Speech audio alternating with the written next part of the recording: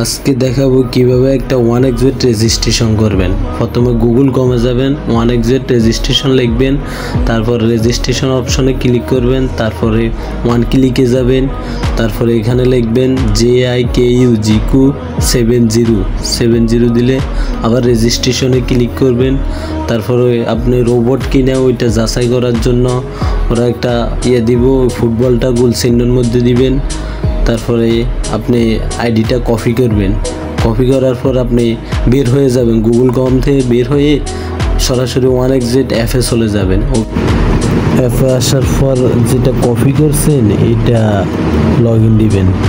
প্রথমে নিচে দিবেন পাসওয়ার্ড, আর উপরে দিবেন ইউজার আইডি, মানে আপনার আইডি যেটা এইটা আবার আপনি দেখবেন দরকার প্রয়োজনে। এখানে দিবেন আইডি, আর উপরে দিবেন আইডি, নিচে দিবেন পাসওয়ার্ড, এটা লগ ইন দিবেন। লগ ইন দেওয়ার পর মেনু অপশনে যাবেন।